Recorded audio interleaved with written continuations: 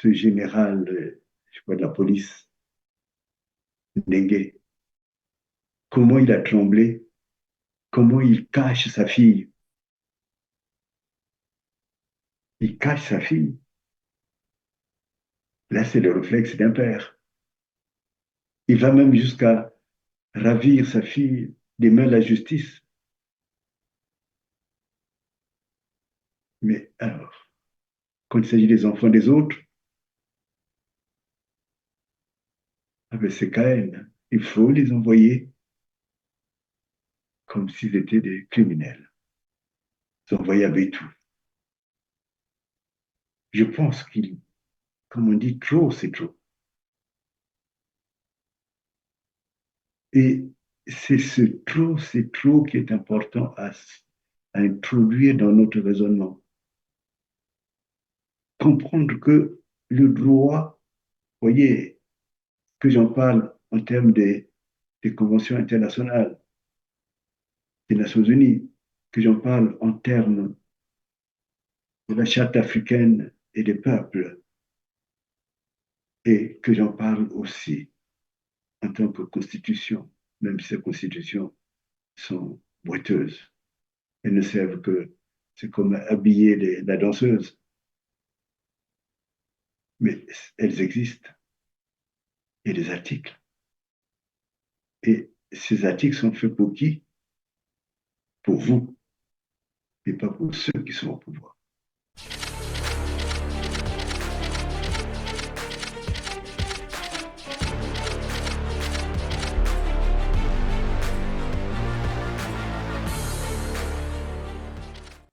Madame, Monsieur, vous êtes les invités privilégiés de notre émission Le Grand Procès. Vous le savez, c'est une émission hebdomadaire et qui intervient tous les dimanches. Et tous les dimanches, nous sommes avec vous pour faire société, pour faire famille, pour que nous apprenions à nous défendre dans la société sous les angles quelconques, de telle façon que la société ne se crée pas sans nous. Je suis Dominique Kunku, maître Dominique Kunku. C'est moi chaque dimanche qui, soit seul ou avec des invités, euh, aborde pour vous et avec vous une partie du droit qui peut être rendu disponible pour la société. Aujourd'hui, je voudrais parler d'un droit, c'est le droit à la protection de la personne. Et évidemment, pouvez-vous dire, mais en quoi cela nous concerne? Eh bien, je voulais traiter du phénomène qu'on appelle le Kuluna. Euh, Ce qui m'a rendu attentif à cela, c'est qu'il y a 3 jours à peu près, euh, un enfant était poursuivi à la ville qui est située juste après Douai, qui était poursuivi il y a à peu près 3, 4 personnes qui poursuivaient l'enfant et pris en panique, euh, il s'est réfugié chez les protestants. Chez les protestants, vous savez qu'après Douai, il y a un grand centre, c'est même un centre universitaire maintenant. Il s'est réfugié là-bas et se croyant à l'abri, comme on dit, comme dans une ambassade. Non, ça n'a pas été le cas. Il a été euh, sauvagement attrapé et ce garçon, on a dit qu'on l'a mené à la gendarmerie. Et depuis, j'ai fait faire des investigations dans les gendarmeries à Brazzaville et je n'ai pas de trace de cet enfant. Euh, et très visiblement, cet enfant a été tué. Pour quelle raison, je ne sais pas. Est-ce que vraiment il est membre de Kuluna? Je n'en sais rien. Mais la vérité est que ce fait euh, s'est bien produit. C'est bien produit. Et c'est un fait qui m'ébranle beaucoup. Cela m'ébranle d'autant qu'il y a une autre découverte que j'ai faite. Il y a un commissariat qui est un Gangalingolo. Et en fait, pour ceux qui connaissent le Congo, Brazzaville, Gangalingolo, c'est après Brazzaville. dans la direction de Linzolo ou dans la direction de Kinkala. Et ce commissariat, en réalité, est un lieu d'exécution, c'est-à-dire que nous on amène là-bas des enfants ou des grands ou même beaucoup de gens qui ont participé avec des équipes comme celle de Ndengue, et ainsi de suite, mais parce qu'ils ne sont plus en odeur de sainteté, alors on les amène là-bas et souvent ils ne transitent pas, d'ailleurs ils ne transitent pas par la voie judiciaire. Donc il y a des exécutions sommaires. J'ai pu me rendre compte parce que il a fallu que j'intervienne dans un dossier ils étaient trois, deux avaient déjà été exécutés et un était pratiquement pour l'exécution.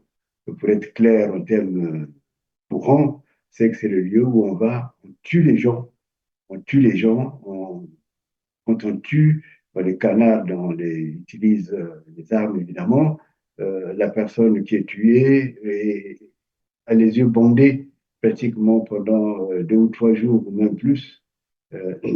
Et donc, quand on l'amène là-bas, ce qu'on appelle le peloton, les lieux d'exécution, on arrive, on l'exécute.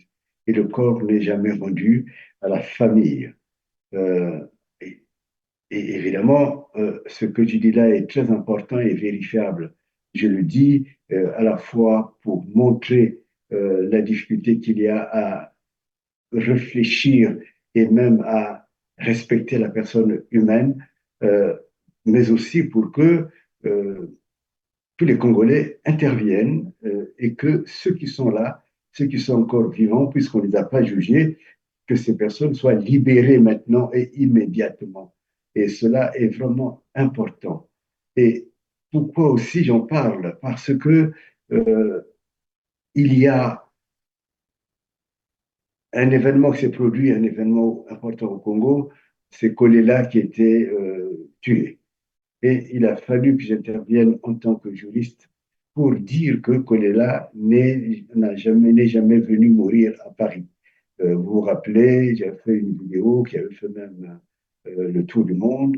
Et, et en réalité, c'est Sassou, là je l'assume moi, c'est Sassou qui l'avait étranglé de ses propres mains à l'hôpital général. Parce que quand on regarde le circuit qu'a suivi le malade, si toutefois il était malade vraiment, choléra, on ne comprend pas pourquoi il avait été amené à l'hôpital général. Et à l'hôpital général, il l'a tué. Il y a aussi autre chose, un événement aussi important et sur lequel j'étais moi-même témoin, mais à l'époque, je n'étais pas connu. Euh, Dengue a tué dans l'aéroport de Brazzaville, un Congolais qui venait de Paris, sachant que dans l'avion, il y avait un dengue, et donc s'est mis à le critiquer ouvertement, et ainsi de suite. Et la manière de se venger que Dengue a trouvé, c'est d'appeler sa milice autour de lui, et qui sont arrivés, qui ont arrêté le garçon mais simplement immobiliser le garçon qui avait pris beaucoup de temps ici à Paris et qui n'était jamais rentré au Congo. Et on l'a immobilisé, il a pratiquement de sa propre main écrasé comme on écrase une orange. En fait, cet homme est mort. Alors, tous ces cas que j'ai cités conduisent à une problématique importante, c'est la problématique du respect de la personne humaine.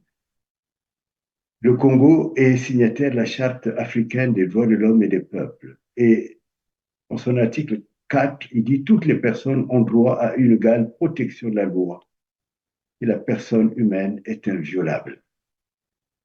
Ça, c'est la Charte africaine de la liberté, des droits de l'homme et des peuples. Dans la Constitution congolaise, il est repris le même élément qui dit que la liberté de la personne humaine est inviolable. Nul ne peut arbitrairement être accusé et détenu.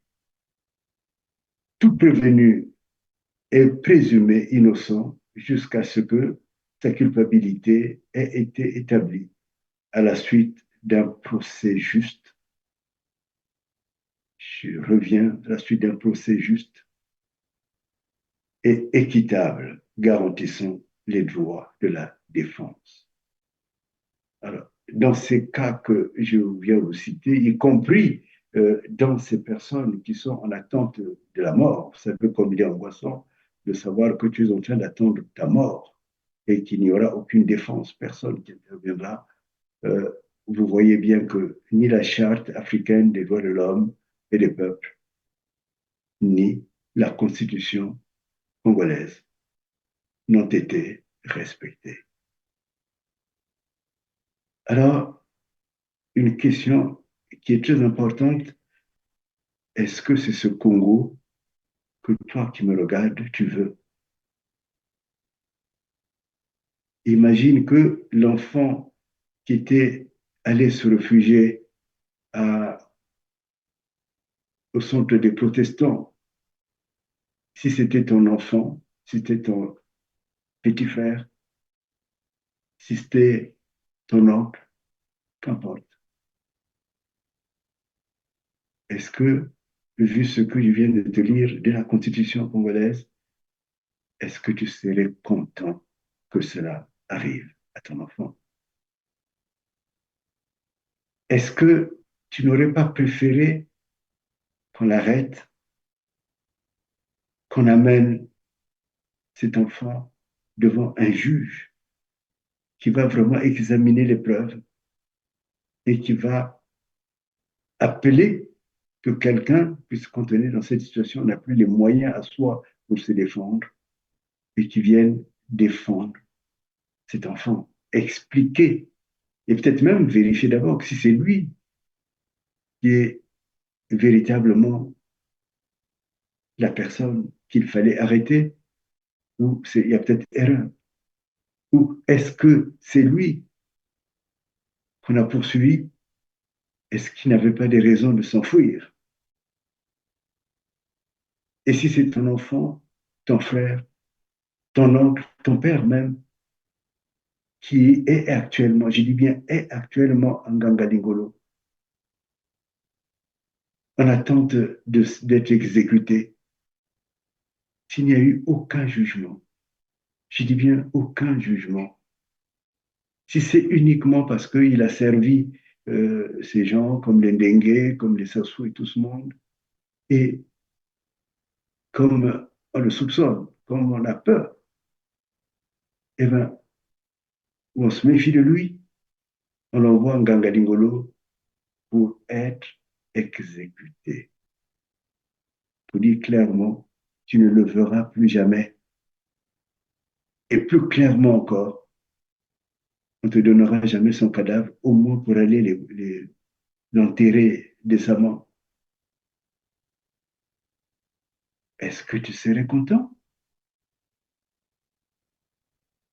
Ou bien, est-ce que ce ne serait pas mieux que tu entendes qu'il est arrêté, que tu empruntes tout ce que tu peux pour assurer sa défense? Au moins que tu saches de quoi on lui reproche.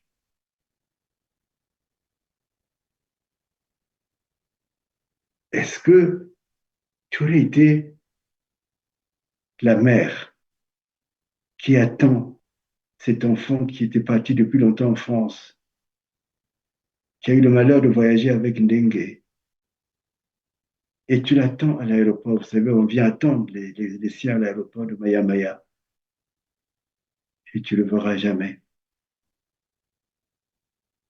Et si les voies du destin ne m'étaient pas arrivées, peut-être que jusqu'à présent, ils se disent, cet enfant est encore en France, et il n'est plus. Est-ce que cela dirait? Tu serais une sœur de Kolela, qui, parce qu'il s'est engagé politiquement, parce qu'il s'est détaché de la ligne de Sassou, a été étranglé, étranglé et est mort pour cette raison-là. parce qu'il se bat, il s'est battu, il a décidé de se battre lui-même pour le pays. Est-ce que jusqu'à la fin de tes jours, tu auras l'âme en paix? Il était dans un lieu où personne ne pouvait le défendre. Et en plus, on a monté la mascarade et vous savez, les photos maintenant qui sont disponibles où on voit Kolela pratiquement dans un sac. On l'amène à Brazzaville, pardon, en France. Et on vient prétendre que Kolela était encore vivant et c'est à l'aéroport qu'il est venu mourir. Est-ce que c'est cela? Est-ce que c'est ce pays-là dans lequel vous voudrez vivre, dans lequel vous voudrez faire vivre vos enfants, élever vos enfants, grandir, avoir une carrière? Est-ce que ce pays-là, qui est devenu une antre des renards, est-ce que c'est ce pays que tu veux? Est-ce que c'est ce pays que toi tu aimes? Je pense que non. Alors, c'est pour te dire que lorsque tu te tais, en réalité, tu laisses ce qu'on appelle l'injustice, la tyrannie se développer.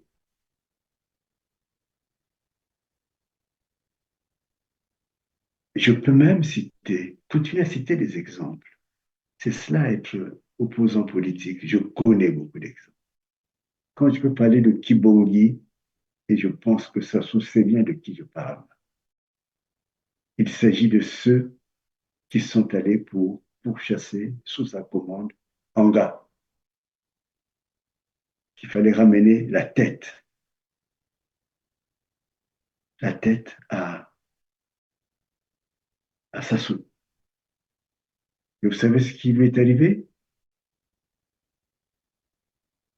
Ce qui est arrivé, c'est que ce garçon, on ne sait pas s'il a été plongé dans l'acide parce qu'il connaissait trop la vérité.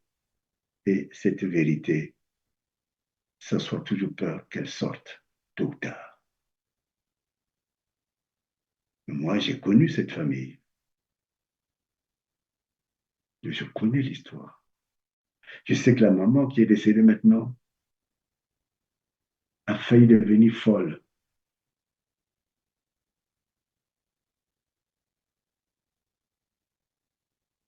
être au service d'un tyran. Là, je m'adresse à ceux qui sont les militaires, qui sont les exécutants des ordres de Sassou. Est-ce que ces cas-là ne vous parlent pas? Est-ce que ce pays, je dis bien ce pays, qui, qui atteint ce niveau de barbarie, est encore ton pays? Non, moi, ce n'est pas mon pays. C'est pour cela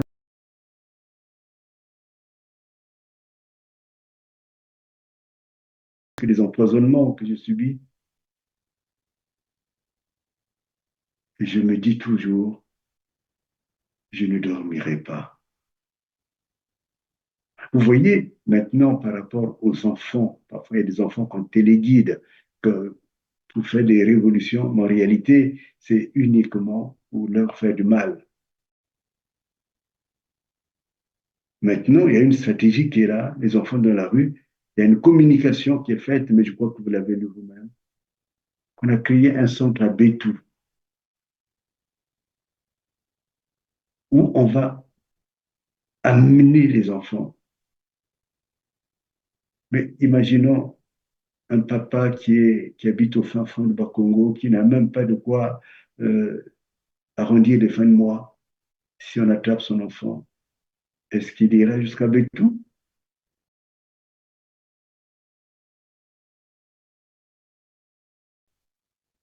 et quelles sont les conditions qui lui seront posées. Et pourquoi on les amène là-bas à Bétou? Vous voyez, c'est là.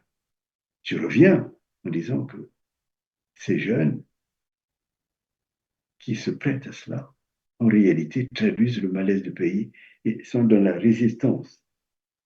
Et ce ne sont pas des personnes criminelles. Mais comme le pouvoir n'aime pas voir dans la rue des hommes et des femmes qui ne sont pas en accord avec ce régime criminel, il est bien clair, il est véritablement clair que pour lui, toute contestation est une menace. Et toute menace expose ceux qui contestent, les contestataires, à la mort, à la mort la plus criminelle qui soit.